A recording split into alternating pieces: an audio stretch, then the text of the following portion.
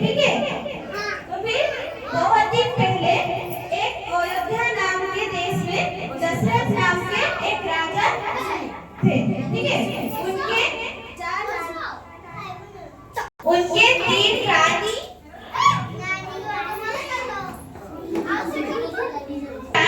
और 4 बेटे थे।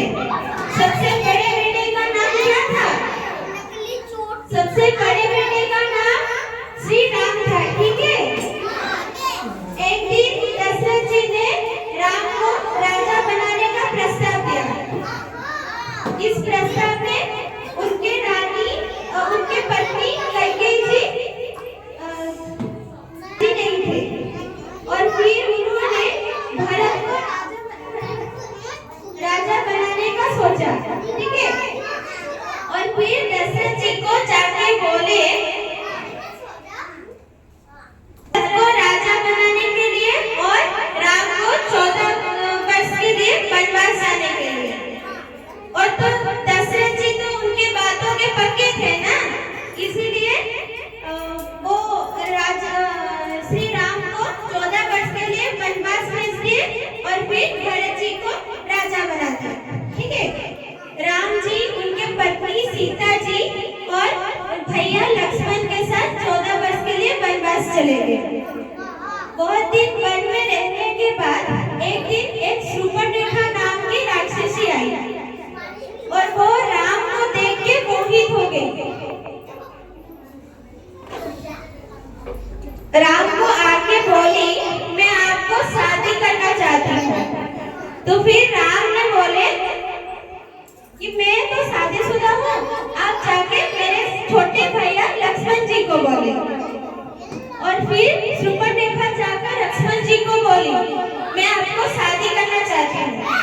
लक्ष्मण जी फिर मना कर दिए। तो शूर्पणखा गुस्से में आकर सीता जी को मारने का सोचा। जब वो सीता जी पर आक्रमण कर रहा था, लक्ष्मण जी गुस्से में आकर उसके नाक काट दिए। तो फिर शूर्पणखा ने रो रो के जाके उसके भैया लंकापति रावण को बोला, सब बात लंकापति रावण को बोला, ठीक है। उसके बाद रावण ने गुस्से में आकर राम जी को मारने का सोचा। जब वो राम जी को मारने आया था, सीता जी को देखकर मोहित हो गए। सीता जी बहुत सुंदर थे ना, तो सीता जी को देखकर मोहित हो गए। फिर वो सीता जी को अपहरण कर लिया, ठीक है। उसके बाद राम जी सीता जी को बहुत प्यार करते थे। राम जी सीता जी को बचाने को चले गए। तो जाने के रास्ते में उनको वानर सेना मिली, ठीक है। वानर सेना में एक ऐसे भी वानर थे जो बहुत शक्तिशाली थे और बहुत बड़े थे, जो कि बड़े-बड़े पहाड़ों को अपनी उंगली पर वो कौन थे? हनुमान जी, ठीक है।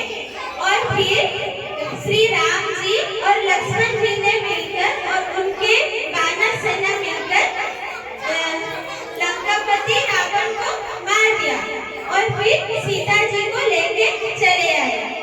जब वो 14 वर्ष वनवास काट के अयोध्या आए थे, तो अयोध्या वासी खुशी पर अयोध्या को पूरी दिए और लाइटों से उसी दिन को हम दिवाली के तरह मनाते हैं। सारे अयोध्या में दीप जलाते हैं।